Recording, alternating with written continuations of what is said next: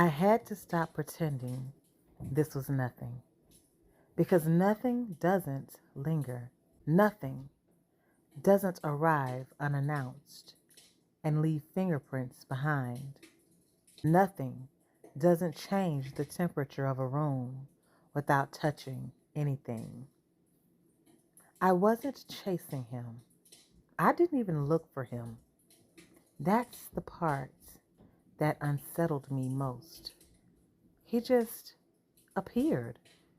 Not often, not loudly, but consistently enough that my body began to recognize the pattern before my mind ever admitted it. Always composed, always polished, always exactly as he said he would be, with intention.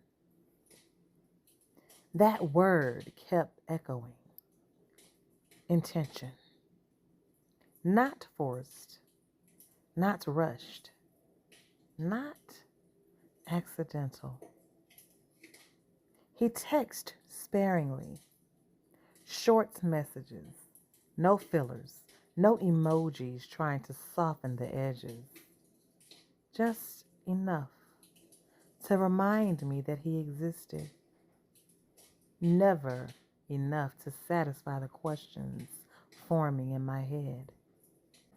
I'd catch myself staring at my phone after a message, rereading it, not for meaning, but for tone. What wasn't said? What was deliberately left untouched? That's when I realized something. I wondered, who are you really? He drove a black Cadillac Escalade. Not flashy, immaculate though. The kind of clean that tells you it's maintained, not babied. Never overdressed, never underdressed. Sharp, comfortable. Like he understood power didn't need to announce itself. He was always polite, always chivalrous. Doors opened without performance. Space respected without distance. Mm, what did he do for work?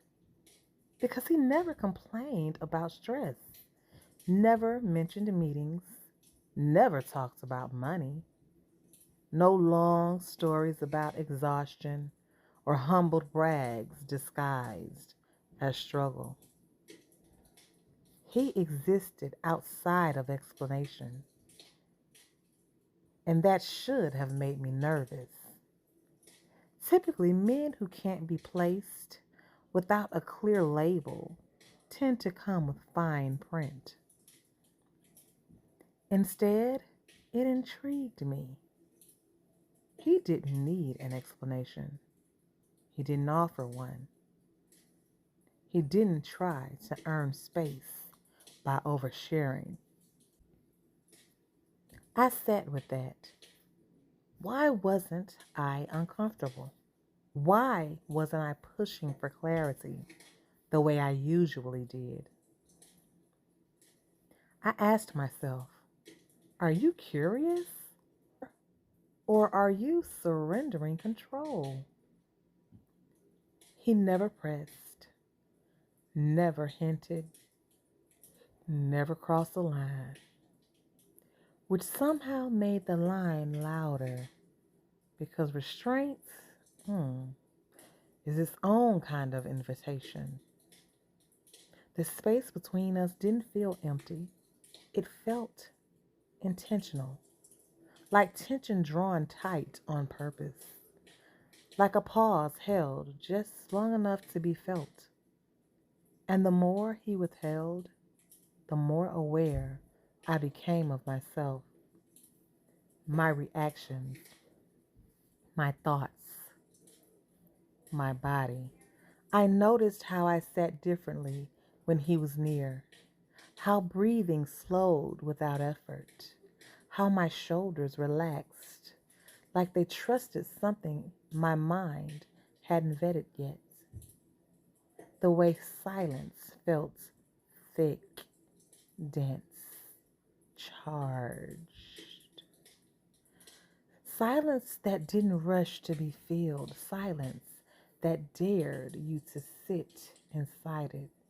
And I found myself having quiet conversations I hadn't planned on. Why does his presence feel steady? Why does the mystery feel safe instead of threatening? Why aren't you trying to solve him, girl? That's when it hit me. He wasn't doing anything to me. I was responding to who I became around him. His energy didn't demand, it invited.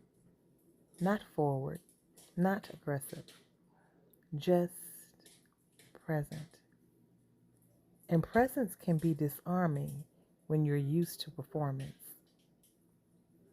I realized I wasn't drawn to what he might give me. I was drawn to how little he asked of me. No urgency, no pulling, no proving, just an awareness that lingered long after he left. And that awareness followed me into my quiet moments, into my reflections, into the parts of myself that had learned to stay guarded, alert, prepared. He didn't try to unlock anything. He simply stood there, unbothered by the fact that doors tend to open when you don't reach for the handle. That's when I stopped pretending this was nothing. Because nothing doesn't mirror you back to yourself. Nothing doesn't make you more conscious of your own energy. Nothing doesn't invite you deeper into your own curiosity. I don't know what he was, or what he is, or what he'll ever be. But I know this: mystery isn't dangerous when it's grounded. Silence isn't empty when it's intentional. And attraction doesn't always announce itself loudly. Sometimes it whispers and waits to see if you're listening. Yes, I am.